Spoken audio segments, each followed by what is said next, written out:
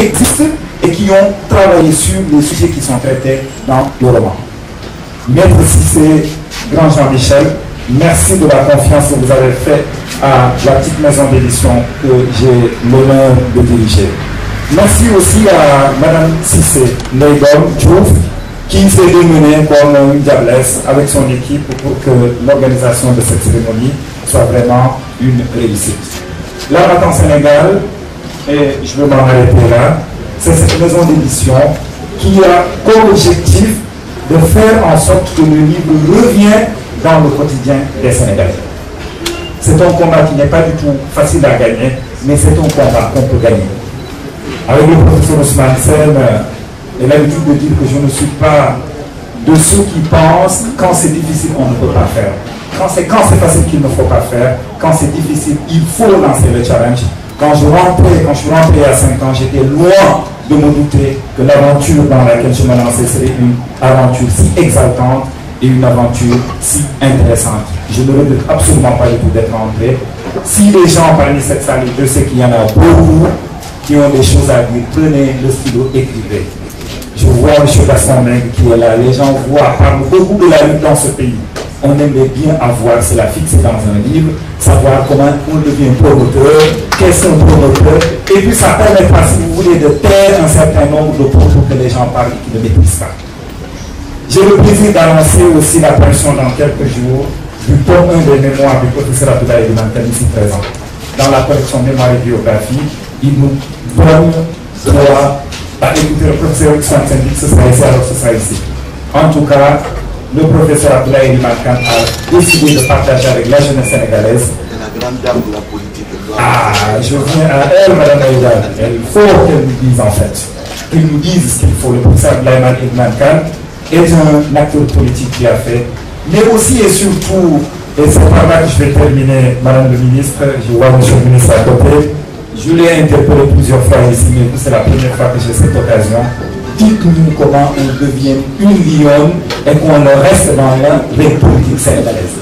Avant-hier, je vous ai entendu dire qu'on vous a mis en compétition avec des gens, vous avez décidé de ne pas partir, vous avez envoyé quelqu'un qui n'avait aucune qualification. Comment réussit-on cela, Madame la ministre? Les jeunes Sénégalais qui ont envie de se lancer en politique ont besoin de savoir. Mon combat est de faire en sorte que ceux qui doivent prendre la parole dans ce pays la prennent. Pourquoi? Parce que la nature est en horreur du vide. Quand ceux qui ont quelque chose à dire ne le disent pas, c'est toujours ceux qui n'ont rien à dire qui vont accaparer les plateaux de télévision.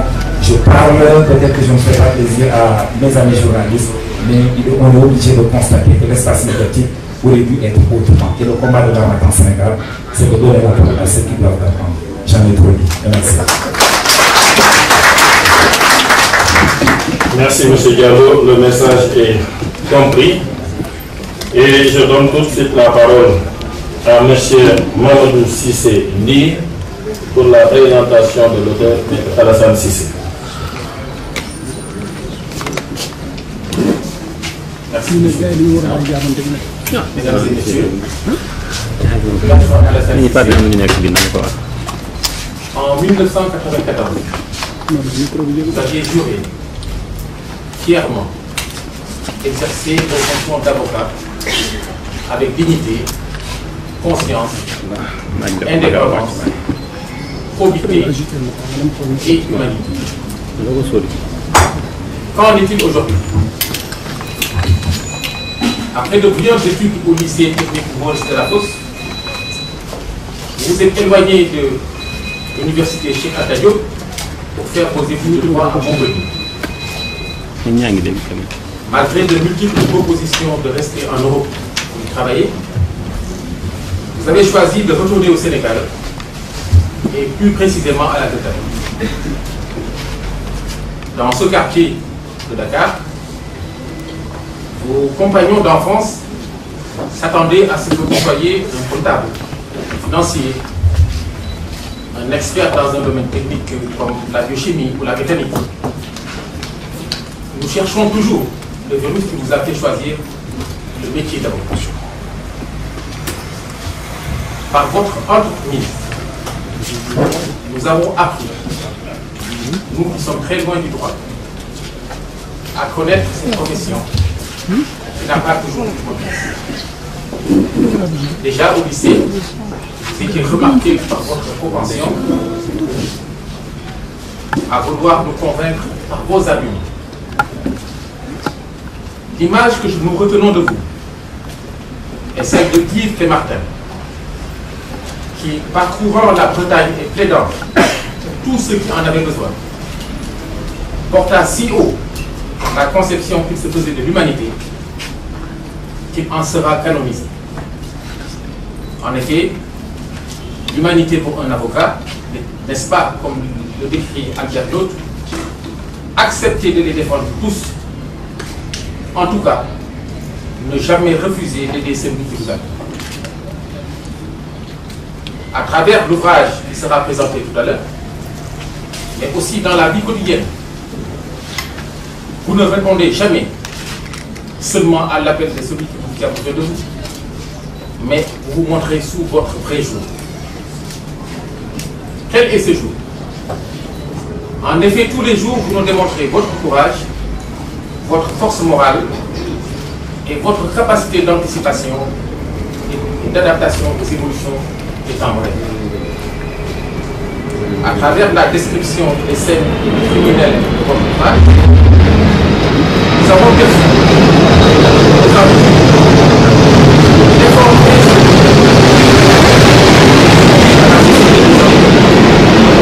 dans une parfaite rigueur morale et votre inclinaison à la grandeur et à la dignité.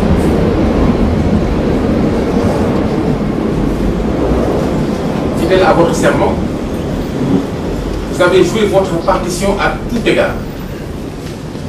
À l'endroit du citoyen, notamment du citoyen sénégalais.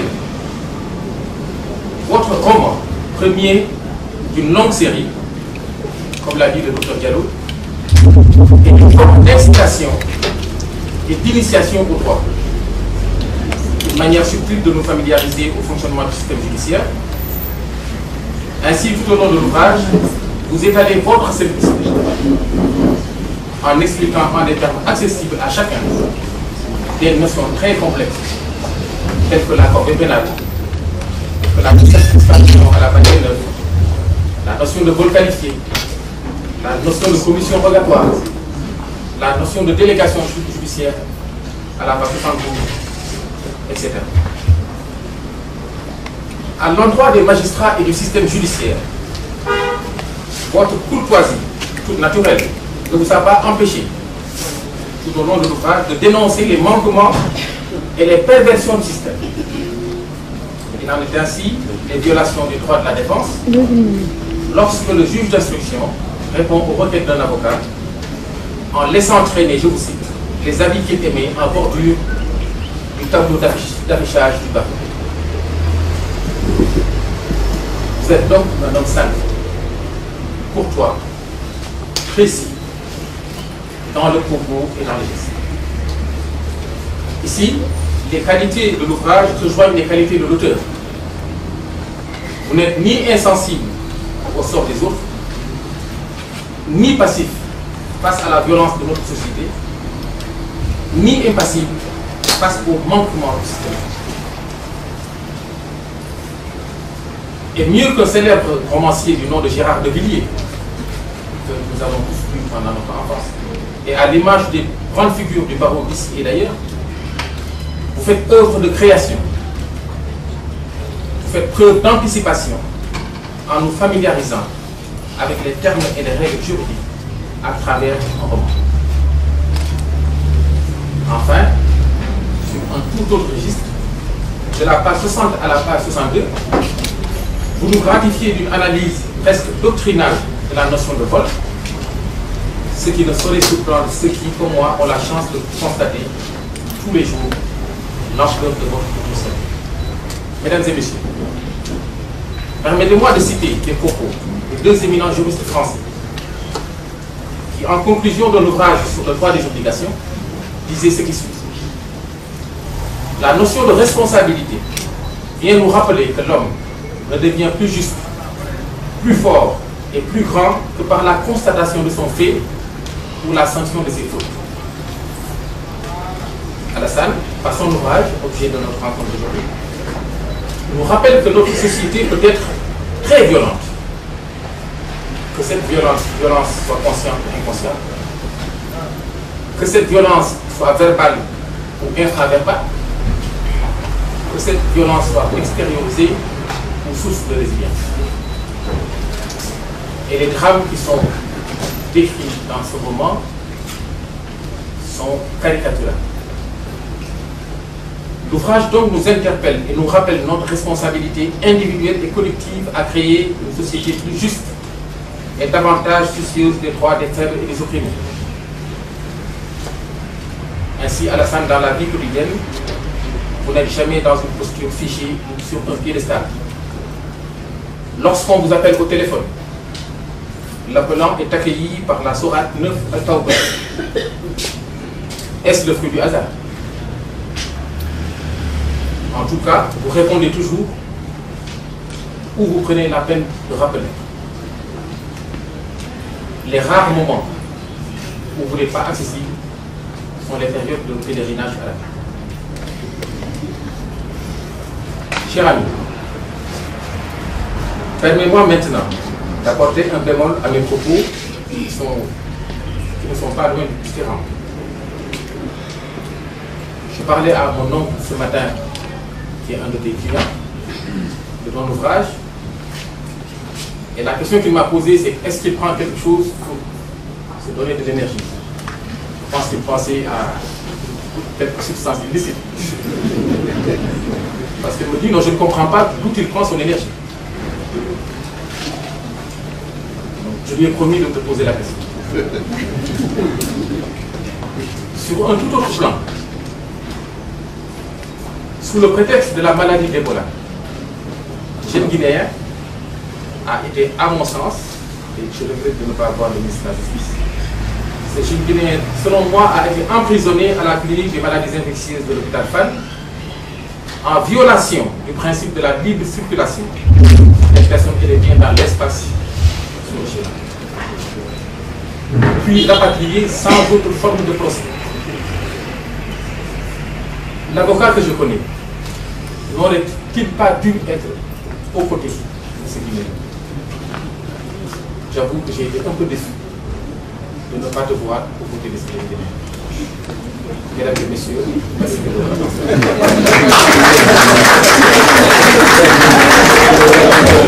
Merci.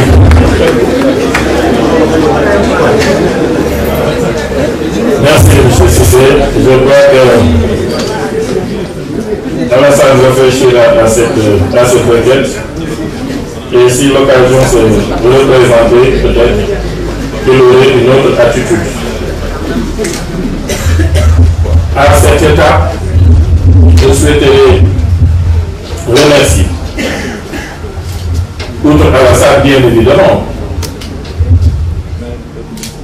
ses épouses, celles avec qui elle partage sa vie, celles sans lesquelles je pense que cet ouvrage n'aurait pas vu le jour, parce qu'aucune femme n'aime que son mari.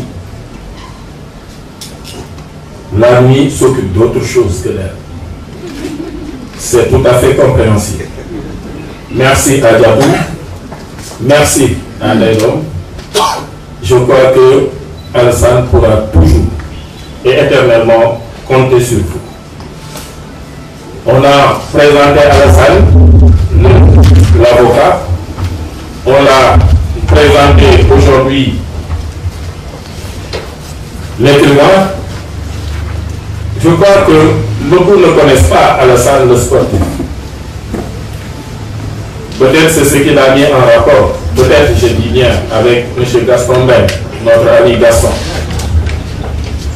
Alassane a été un grand joueur de l'équipe des avocats, parce que nous avons une équipe. Oui, ne soyez pas étonnés, nous avons une équipe. Un gaucher percutant, mais qui se fatigue vite. Alassane a été joueur. À sa retraite, il a été l'entraîneur de l'équipe. Alassane a mené l'équipe des avocats à la Coupe du monde des avocats. il était l'entraîneur de l'équipe avec Joseph Koto. C'était du sérieux. Je crois qu'on peut en rire, mais on a été à plusieurs reprises au Mondiaboka, en Turquie, en Espagne, et il a mené l'équipe de main de maître. Aujourd'hui, il est le président de la commission discipline de la Fédération sénégalaise de football. Si je suis entré dans ces structures, c'est à sa demande. Alassane est un vrai sportif, amoureux du football et de la lutte, et c'est surtout ça qui fait qu'il peut avoir le don de soi, parce qu'il faut être également sportif pour faire certaines choses. Oui, je fais. Du passé, d'accord. Je peux parler du passé, mais je ne parle que des domaines ou des disciplines que je le vois pratiquer. Il ne pratique pas bien évidemment la lutte, mais il aime très bien la lutte. Il pratiquait le football et il est aujourd'hui dirigeant de la Fédération sénégalaise de football, ce qui est très, très important. Si le football est stabilisé, parce qu'une décision, une simple décision peut déstabiliser beaucoup de choses, c'est parce qu'il faut voir Alassane, quand on délibère sur certains dossiers sensibles, il est sage, il est mesuré, et ça, c'est tout à son honneur également. Je donne tout de suite donc la parole, après ces quelques observations, à M. Massa Mbaye, chargé de nous présenter le livre. Merci. Je voudrais dire bonjour à l'assistance, aux dames et aux messieurs qui sont là. Et peut-être de manière ferme, mon étonnement d'être là, parce que je ne sais pas qu'est-ce qu'il me vaut de choisir de vous présenter cet ouvrage. J'en plus que peut-être que M. Cissé, je le connais comme avocat, je n'étais pas sûr qu'il me connaisse comme lecteur. Et si je me conçois à lui comme lecteur, c'est justement parce que le sens de ma lecture est toujours infidèle. Qu'est-ce que ça veut dire? J'ai été journaliste culturel pendant longtemps, maintenant je suis directeur général d'un groupe de presse. Et je prenais peut-être un malin plaisir parce que j'écrivais pas, j'avais pas une posture d'auteur, mais à traquer les choses qui n'allaient pas dans les romans parce que j'étais parfois peut-être légitimement outré par des gens qui avaient la prétention de produire quelque chose et qui n'en avaient pas nécessairement les moyens. Pour la bonne et simple raison que, en fait, lorsqu'on se dit lecteur et qu'on lise, il ne faudrait pas qu'on s'empoisonne l'imaginaire par des textes mal faits. Quand j'ai lu quand on m'a proposé le texte de Maître Cissé, je l'ai lu très rapidement parce que en diagonale d'ailleurs j'avais déjà un préjugé en me disant oui, un avocat qui écrit sur une histoire de droit, de l'histoire pénale, de ce qu'on veut, mais avec des papiers sur des choses qui sont purement techniques. Et ça m'a fait automatiquement penser à un penseur qui était très puissant, qui s'appelait Mouzi, et qui n'a pas fait le choix définitivement, parce qu'il a choisi par le moment d'être romancier, d'être vraiment un romancier, parce que moi je trouvais que c'était un auteur très intéressant, mais qui était à la base philosophe et qui est resté. Mais en fait, après avoir lu le livre, j'ai réalisé qu'il y avait quelque chose dans mon indignation il y a une dizaine d'années à propos de la production littéraire sénégalaise qui était un peu bancale. J'ai trouvé qu'il y avait des pistes dans ce livre-là qui étaient tout à fait remarquables. Pourquoi? Parce qu'à un moment, on a eu l'impression, en parcourant tout ce qui se produisait en matière de romans au Sénégal, que les gens disaient à peu près la même chose, avec plus ou moins des maladresses. Et à un moment, c'était insoutenable. C'est-à-dire que vous lisez un livre, ça va, vous en lisez 10, ça devient un peu lourd.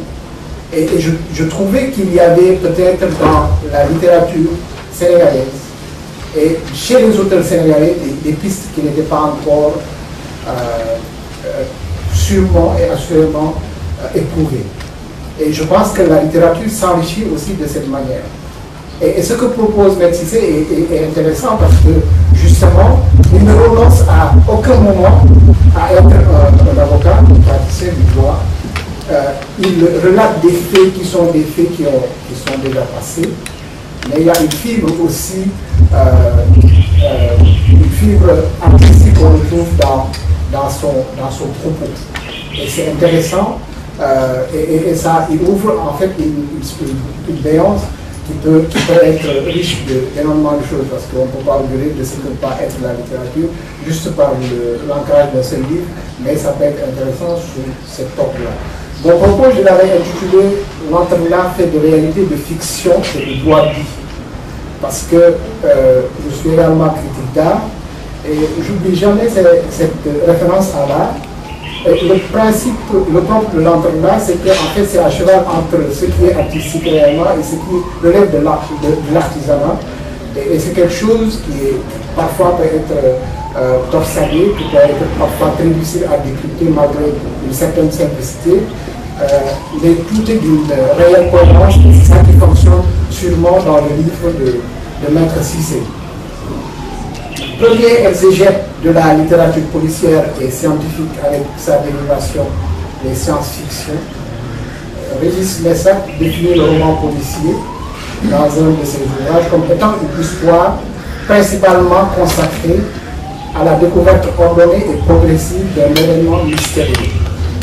Cette définition, somme toute intéressante, ne pousse pas nécessairement les contours de la plume de Maître Cissé.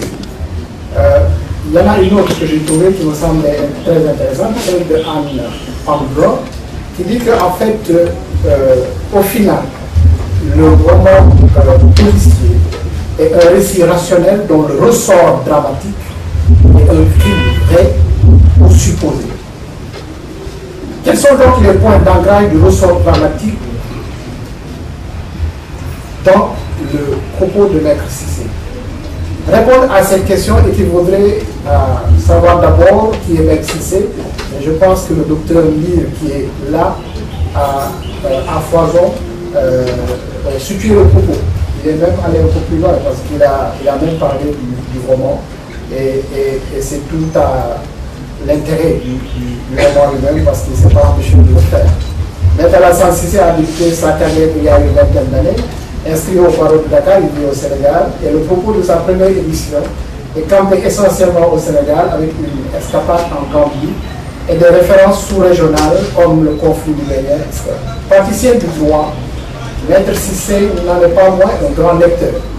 Et sa passion pour la lecture va trouver l'évidente conjonction avec sa pratique qui sera à l'origine d'une série de romans.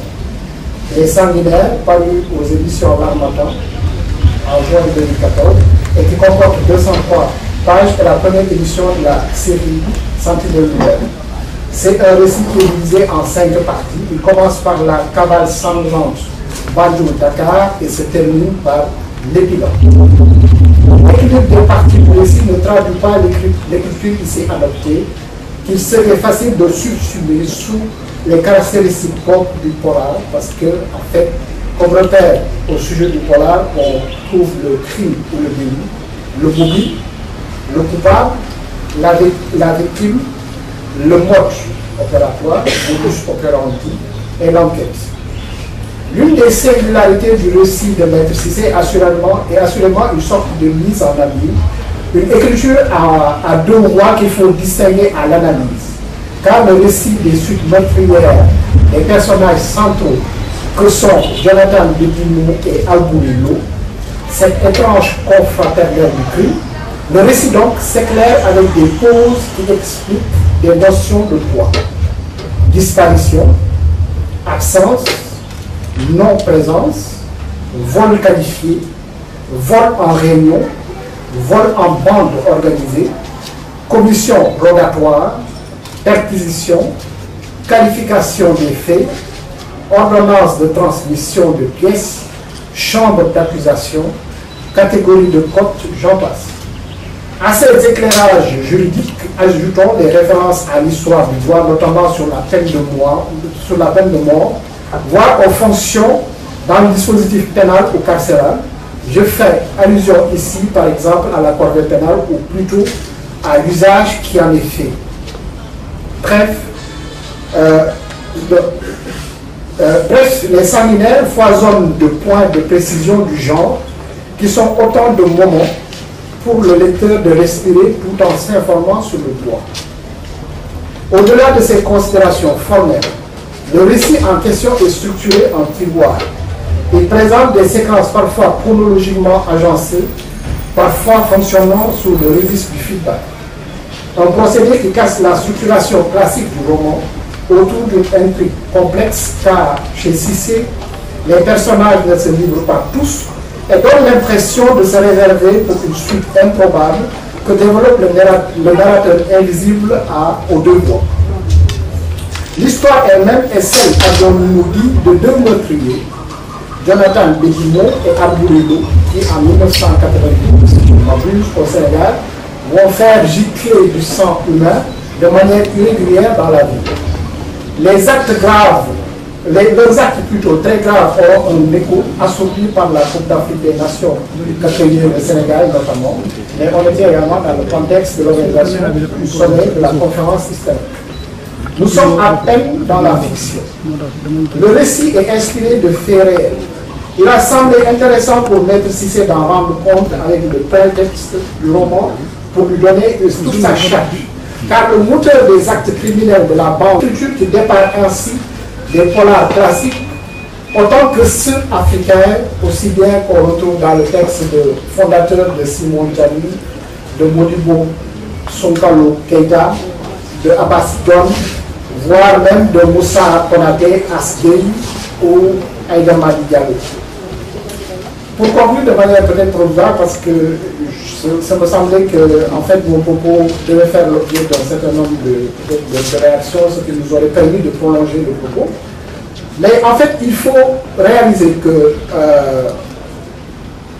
Maître Cissé est un praticien du droit, comme je l'ai dit. Il relate des faits qui sont des faits réels. Il les romance, c'est vrai, mais le tout, en fait, peut être une bonne intention. Mais un bon roman n'est jamais une bonne intention. Un bon roman, c'est un roman qu'on lit, qu'on tient, et à la fin, qu'on se dise vraiment qu'on a été tenu en haleine par ce qu'on a lu. Et c'est pourquoi donc le récit de Maître Cissé fonctionne bien.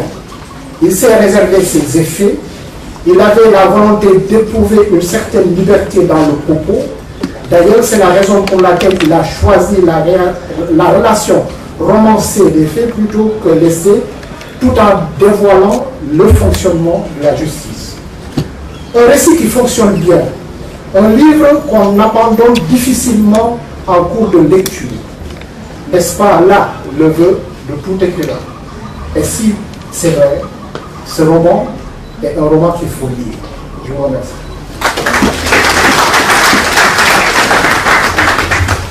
Merci, M. Mbaye. Je salue et remercie toutes les personnalités qui nous ont rejoints. Nous remarquons M. Ahmed Khalifa Niasse, nos salutations, ainsi que le professeur Sakho, sur qui on peut dire la même chose que par rapport au professeur Serigne Diop. Il a été notre professeur à la faculté de droit et nous a inculqué les connaissances que nous avons aujourd'hui. Mesdames, Messieurs, le métier d'avocat a ceci de particulier que les personnes qui sont souvent vos amis les plus fidèles sont les personnes que vous avez eu à défendre, dont vous avez eu à gérer les intérêts. Le Sénégal est un pays extraordinaire. Lorsque vous posez un acte positif pour une personne, même si cet acte n'est pas gratuit, rarement ces personnes l'oublient. Et nous autres avocats, nous sommes conscients de cela parce que nous le vivons quasi quotidiennement. J'ai eu à voir Madame Aïda Mbodj à plusieurs cérémonies au niveau du domicile de Maître Cissé. Aujourd'hui, elle est là. C'est l'exemple type de la fidélité envers son avocat. Il en est de même de M. Gaston Beng. Un jour, je suis passé à sa boutique, acheter un salon. Il m'a fixé un prix. Lorsqu'il a su que j'étais l'ami de Maître Cissé, il l'a appelé et a descendu le prix sans céder. C'est pas tous les jours qu'il le fait. Et c'est pas pour tout le monde qu'il le fait aussi. Ça aurait été bien s'il me l'avait donné gratuitement. En tout état de cause, ce que je veux dire simplement, c'est que nous autres avocats, nous avons l'obligation de redoubler d'efforts pour que ces personnalités qui nous font confiance, qui nous confient des secrets de leur existence, qui nous confient quasiment leur vie, ne soient jamais déçus de nous. Je suis persuadé qu'il y a des personnes comme Mme Mbodj, comme M. Meng, qui sont dans cette salle, qui sont venus parce qu'ils ont eu à côtoyer Alassane dans le cadre d'un dossier. Merci à tous et nous vous jurons fidélité et dévouement, parce que l'avocat également, il doit être dévoué à la cause pour pouvoir la gagner. Si on ne croit pas à une cause, on ne la gagne pas. Je donne tout de suite la parole à Maître Cissé. Après, nous donnerons la parole à quelques personnes du public où on peut permettre quelques réactions. La parole à l'auteur, Maître Alassane Cissé.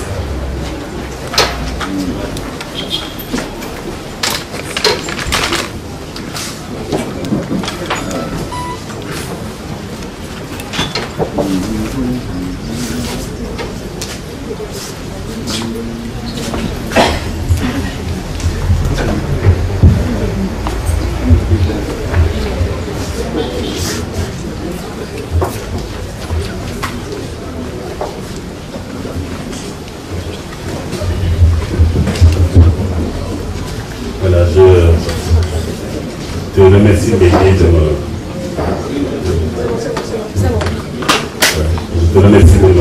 donner la parole. La première fois que j'ai vu une séance de dédicace, j'étais un adolescent, je regardais la télé.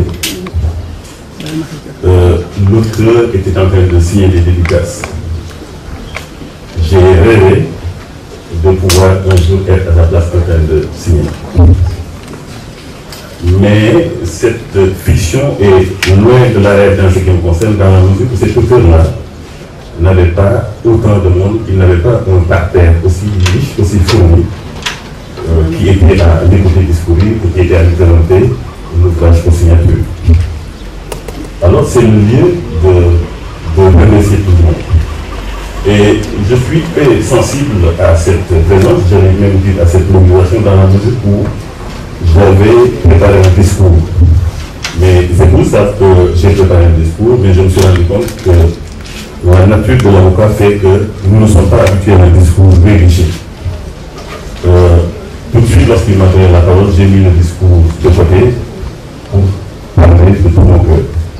Remercier ces personnalités qui sont présentes, remercier ses amis pour leur présence discrète, remercier mes compagnons qui m'ont longuement accompagné dans la vie pour leur présence ici, y compris pour des personnes que je ne m'attendais même pas à voir, mais également remercier de manière particulière, au-delà de mes épouses, mes collaborateurs, parce qu'une œuvre humaine, lorsqu'elle est appréciée, quelle qu'elle soit, n'est jamais l'œuvre d'une personne isolée. Je pense à Mme Sek, à Mme Diouf, Aminata Sek, à qui je m'en remonte dans la mesure où, pendant de longues années, elle a eu à m'accompagner avec des dévouements. Et je pense que c'est exactement la dédicace que je lui ai faite. Si j'ai commencé par un remerciement aussi lointain, c'est parce que également, tout au cours de mon cheminement, d'autres personnes, d'autres personnalités, y compris celles qui sont présentes ici, m'ont accompagné, m'ont encouragé. Et pour l'essentiel, c'est des personnalités qui m'ont fait croire que cette œuvre est possible, que j'ai le potentiel pour le faire et qu'il suffit de le vouloir pour le faire.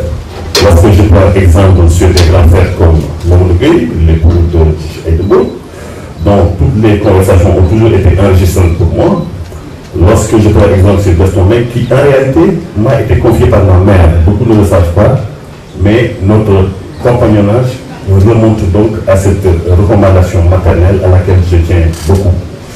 Donc, tout ça pour vous dire que je ne peux que remercier toutes ces personnes-là sans vouloir les énumérer tous parce que je pourrais très bien me tromper, je pourrais très bien l'oublier. Alors, cet ouvrage, il est vrai que je me suis organisé pour y arriver. Le travail d'avocat est prenant, c'est la vérité. Mais également la volonté humaine et les potentialités qu'offre le cerveau humain. La science a démontré maintenant qu'elles sont tellement grandes et qu'elles sont tellement riches qu'il suffit de le vouloir pour le pouvoir. Le premier objectif de la rédaction de ce livre, c'est de pousser ceux qui viendront derrière moi à faire de même, à essayer en tout cas de faire de même. Parce que c'est la vérité qui est qu'il n'y a que le travail qui paye. Et cette vérité, lorsqu'on le dit entre nous, elle appartient à tout le monde. Et lorsque je dis qu'elle appartient à tout le monde, cela ne veut pas dire qu'elle appartient aux contemporains qui sont en train de le dire entre eux. Ça appartient à ceux qui nous ont devancés, ça appartient également à ceux qui naîtront dans 100 ans, dans 500 ans, dans 1000 ans. Alors, il faut poser des actes, poser des annonces, laisser des exemples que les jeunes vont suivre. Pour entrer dans le cœur de l'ouvrage, il est tiré d'une histoire vraie, une histoire criminelle vraie. Mais le roman n'est qu'un prolongement de nos outils de civilisation. Je vais prendre la présence de mon ami, promoteur de lutte, l'un des pionniers en matière d'organisation de combat de lutte, pour vous dire que lorsqu'on regarde un combat de lutte, lorsqu'on voit le sang gicler, lorsqu'on savoure une certaine satisfaction, lorsqu'on regarde une fiction à la télé et qu'on voit des personnes qui se font tuer, mais c'est que notre satisfaction devant ce spectacle, c'est que ce spectacle constitue une sorte de catharsis, je veux dire un exutoire de nos élans agressifs à nous-mêmes. Parce que les criminels dont vous allez voir les figures défiler dans cette galerie de portraits que ce livre, mais c'est des êtres humains, c'est des personnes qui sont comme nous. Lorsque dans le travail que je fais tous les jours, que Maître Mbege fait tous les jours, on interpelle une personne, on l'accuse d'un crime, mais cette personne est souvent un voisin, c'est souvent un parent, c'est que toujours le criminel fait partie de notre société. Ce qui le différencie de nous, c'est, j'allais dire, ce que un confrère aujourd'hui décédé Jacques Verchès appelé un fils de Paris. Il est passé à l'acte, il a franchi le Rubicon. Alors qu'est-ce qui a fait qu'il a franchi le Rubicon? Parce que la réponse à cette question, ce qu'on découvre, c'est qu'au-delà de cette expérimentation de son pouvoir sur la vie du d'autrui, le criminel découvrira au bout de sa route l'absurdité et le néant. Alors le procès s'organise, mais nous, lorsqu'on met en ordre, notre langage est tellement tourné, notre langage est tellement impénétrable que je me suis dit au bout d'un certain nombre d'années d'expérience que la forme du roman était l'une des meilleures pour extérioriser son langage judiciaire. Et c'est bien parce que je veux que tout le monde comprenne qu'il n'y a aucun mystère, que la justice n'est pas une tour noire. Je me suis mis à écrire ces livres-là en pensant que la part pédagogique de rédaction permettra à tout un chacun de comprendre le fonctionnement de la justice et également d'en tirer l'enseignement. C'était là l'objectif de cette série d'ouvrages.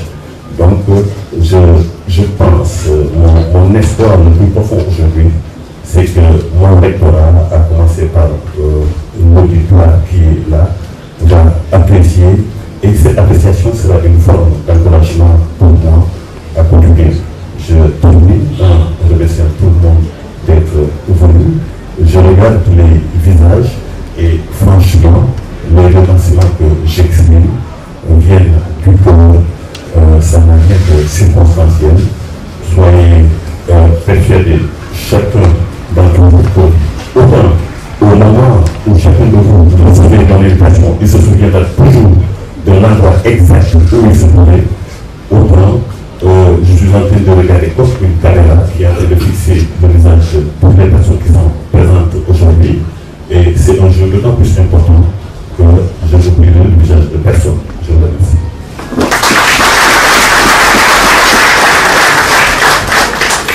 Merci Alassane. Je ne t'aurais jamais pardonné de lire un discours. Tu es un grand plaideur, il fallait plaider, tu l'as fait, comme tu sais le faire. Je suis disposé à donner au public, à 5 personnes choisies dans le public, la parole pour qu'ils s'expriment. Donc, voilà, je prends des noms, 5 suffiront pour nous permettre également de ne pas trop durer dans cette séance. Vous voyez que les avocats ne savaient pas modérer, parce que vous êtes toujours devant le président du tribunal qui modère. Je voudrais remercier tout le public.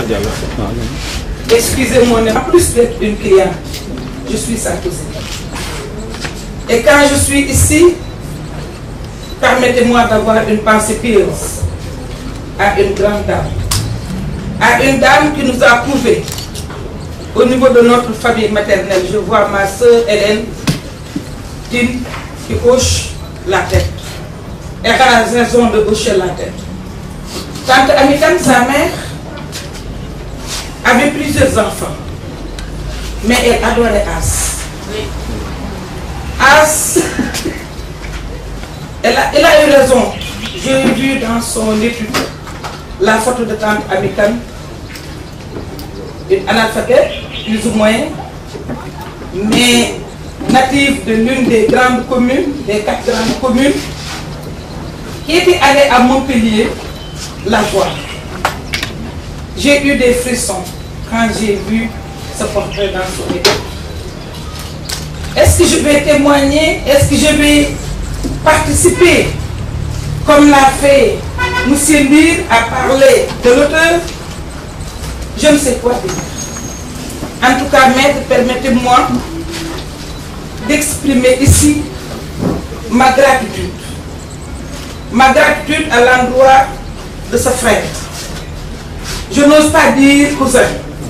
Parfois, je ne suis pas d'accord sur les appellations de la langue française. C'est mon cousin, parce que sa mère est ma tante, mais c'est mon frère. Il officie comme frère à mes côtés. C'est mon confident. Et vous l'avez dit, mais Alassane Cissé est une tombe. Je peux lui faire toutes sortes de confidences. Des confidences qui pourraient faire trembler cette République. Et il me donne des conseils, nuitamment. Mon mari le sait. Et je voudrais saluer sa présence. Il ne le fait pas souvent. Beaucoup ne le connaissent pas. Parce que tout à l'heure, il était en train de proférer des menaces en me disant que la Mecque m'a rajeuni et qu'il voulait renégocier les termes de la convention avec mon mari. Mais je ne lui permettrai pas. Donc, à bonne continuation, je voudrais rassurer l'auteur, Dr Abdoulaye, pour lui dire que j'écrirai. J'écrirai, les journalistes me le demandent souvent. Avant, quand j'étais au pouvoir, ils me disaient comment tu fais pour être incontournable à Bambey. À l'opposition, je ne donnerai pas la recette. Mais j'écrirai pour les femmes des nouvelles générations, pour leur dire qu'on peut concilier de hautes fonctions avec le statut de bonne épouse. Je vous remercie. Allez à la delta de lui déposer avant d'aller à son bureau. Alassane est un maître extraordinaire. La parole à l'Assemblée. Je vois que dit tout ce que je voulais dire, parce que moi, Alassane, effectivement, comme il l'a dit, c'est la mère qui me l'a recommandé, qui était une grande dame. Parce que toujours on dit que chez les hommes, on dit les hommes de Dieu, mais sa maman était une femme de Dieu. Donc moi, Alassane n'est pas mon avocat. Quand je viens au tribunal, tous les avocats comme Bégué disent que ça c'est l'affaire d'Alassane, ce n'est même pas la peine qu'on lui parle. Mais Alassane est un frère. Moi, je n'ai jamais reçu de facture d'honoraire d'Alassane. Jamais. Il a défendu tous mes dossiers. Il n'a jamais perdu de dossier. Ça peut être lent, ça peut être lent par des appels et tout ça. Mais il a toujours défendu. Quand je suis dans le territoire ou hors du territoire, quand il entend un juge prononcer le nom de Gaston ou Gaston Production, il s'accapare du dossier. Et il le défend. Et je n'ai jamais reçu d'honoraire d'avocat. Donc ce n'est pas mon avocat, c'est un frère. En ce vendredi saint, je ne demande que à tout le public de prier pour sa chère maman, qui était une maman pour tous, et que tout ce que je voulais dire, Aïda Mbodj l'a dit pour moi. Donc je remercie tout le monde. Et vraiment lui souhaite une bonne continuation pour les autres livres. Moi aussi, je vais essayer d'écrire avec son net pour la lutte avec l'aide de M. Tem, qui est un grand amateur de lutte, qui peut écrire pour moi. Voilà. Et merci à tout le monde. Merci Gaston. Merci Gaston. La parole à M. Jean-Michel Seck.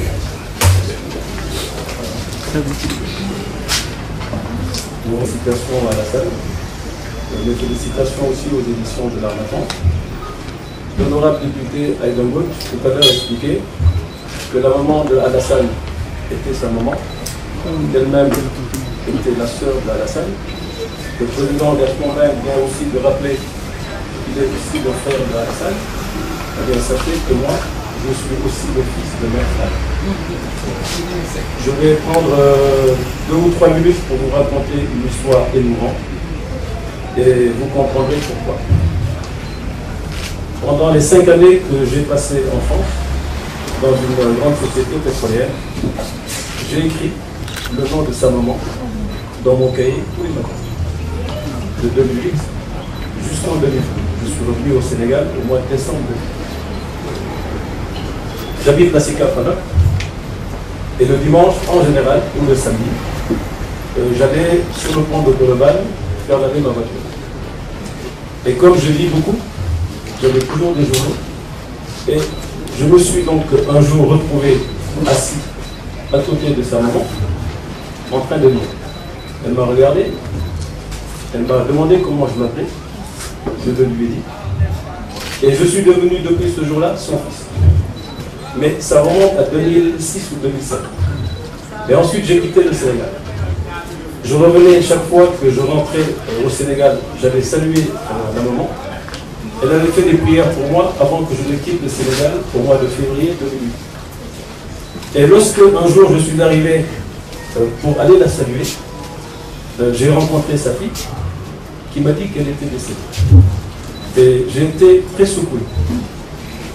Je suis rentré en 2012 et j'ai continué à aller saluer toujours la sœur d'Alassane. Et il y a quelques mois, il y a 5 ou 6 mois, je suis retourné la saluer parce que j'étais à nouveau venu laver ma voiture sur le pont de Colobane. Et elle m'a parlé de son frère qui était avocat. Et sa maman souvent me disait qu'elle avait 2 fils qui étaient avocats, mais je ne les connaissais pas. Et j'ai donc demandé à sa sœur, mais comment s'appelle cet avocat dont toi tu me parles et dont ta maman aussi m'a souvent parlé? Elle m'a dit qu'il s'appelle Maître Alassane Cissé. Je l'ai regardé et je lui ai demandé de répéter. Il m'a dit oui, il s'appelle Maître Alassane Cissé. Eh bien, il se trouve que Maître Alassane Cissé et moi, nous travaillons pour le président d'un grand groupe au Sénégal. Et depuis donc plusieurs mois, je le rencontrais sans savoir que c'était le fils de Mère Flamme. Et lorsque je le lui ai finalement raconté, lorsque je lui ai raconté cette histoire, moi j'ai été ému mais lui était encore plus ému que moi. Et c'est pour cela que je considère que c'est mon frère. Je suis également honorable député, votre frère, et président Gaston Bell, je suis aussi votre frère.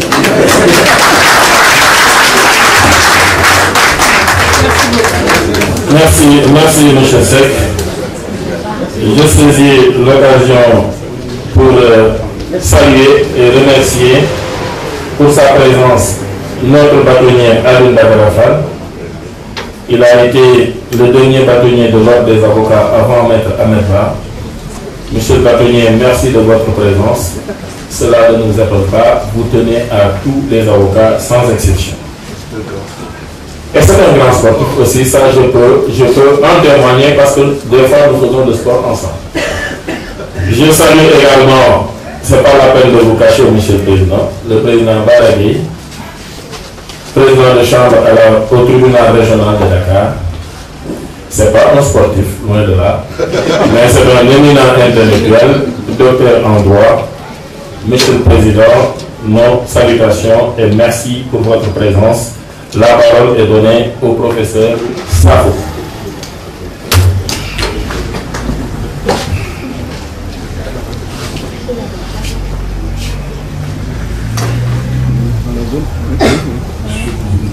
Bonjour tout le monde. Félicitations. Merci. C'est un plaisir que je me retrouve parmi vous. Et juste pour dire félicitations à Alassane, pour dire à Baïgay toute la fierté que j'ai de vous retrouver ici. Parce qu'il fait partie de ces jeunes qui, il y a quelques années, j'étais jeune assistant, également à la fac, était très brillant à la fac. Et c'est pas étonnant qu'il soit ici aujourd'hui et qu'il ait pu à un moment donné diriger l'association des jeunes avocats. Mais ce que Maître Cissé vient de faire, c'est le prolongement de ce que nous essayons de faire, chers collègues, à l'université. Nous essayons le maximum possible de montrer à notre société qu'une université doit être au service de sa société. Et pour cela, il faut transmettre les connaissances, il faut poser les conditions de la recherche, il faut faire en sorte que l'université soit utile à sa société.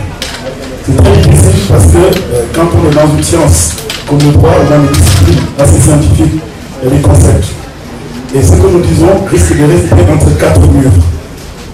Or, quand vous êtes au service de votre société, il faudrait parler un langage que votre société comprend. C'est la raison pour laquelle je dis que ce qu'Alassane vient de faire, c'est le prolongement de ce que nous faisons en manipulant des concepts à l'université. Lui, il les traduit dans un langage populaire, dans un roman, et de ce point de vue, il va peut-être permettre de rendre un peu plus accessible le droit, un peu plus accessible le tribunal, faire en sorte que les différents concepts que l'on utilise puissent être beaucoup plus à même d'être compris par le commun des mortels sénégalais. Et c'est dans ce sens-là qu'Alassane est aussi dans sa route. Parce que la plupart, aujourd'hui, des grands avocats sont de très grands écrivains. Quelquefois des philosophes, quelquefois des sociologues. Aujourd'hui, le fait qu'il ait pris ce cas réel et qu'il l'ait montré, je n'ai pas encore lu son roman, mais qu'il l'ait traduit et qu'il l'ait romancé, prouve qu'il connaît sa société. Parce que c'est quelqu'un qui connaît sa société qui est en mesure d'écrire un roman sur sa société, parce qu'il peut le voir du point de vue sociologique, il peut le voir sur plusieurs points de vue. Et de ce point de vue, je crois qu'il faudrait encore une fois féliciter Alassane, mais également tous ceux qui sont autour de cette table, que je connais très bien. Je suis vraiment très très fier. Je n'avais pas du tout prévu de faire quoi que ce soit. Je voulais juste apporter ce témoignage pour vous dire que nous, de l'université, vous, de la pratique, nous avons exactement le même combat. Faire en sorte que les règles qui sont applicables à notre société soient comprises par le plus grand nombre. Je crois que vous avez posé un jalon qui est très important. J'espère que vous allez continuer à mettre, vous allez continuer à écrire. En tout cas, on est fiers de vous. Merci. Merci professeur. Merci professeur. La parole est donnée à M. Ahmed Khalifa Niass pour dire quelques mots lui aussi.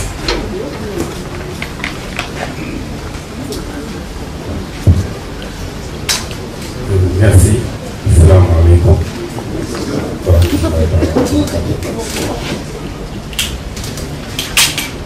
Donc, je suis venu après d'abord parce que les liens de plaisanterie qui nous lient au Cissé, on les traite toujours de gros rongeurs. fois-ci, je voulais voir si, dans la matière, c'est le cas. Disons que, au passage,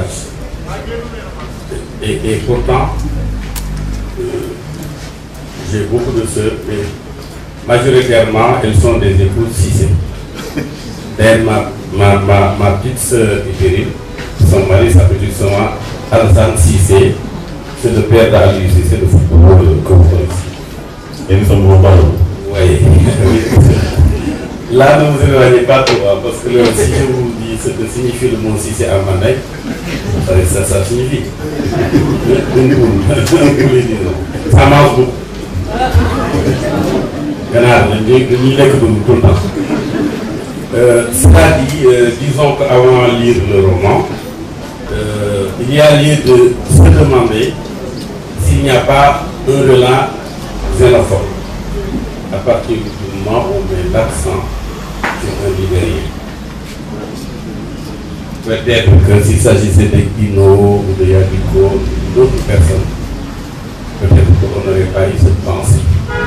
Mais peut-être aussi que l'auteur voudrait, avant peut-être signaler la fondation d'une CEDEAO du crime.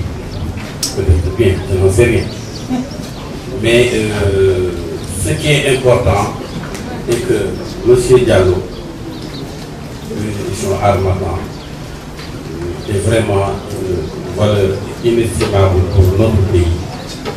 Parce qu'il a asséché, il a desséché pas mal de plumes dans ce pays-là. Parce que sans lui, ces plumes demeureraient secs à jamais. Et pour cela, je voudrais vraiment prier Dieu pour qu'il allait de l'avant.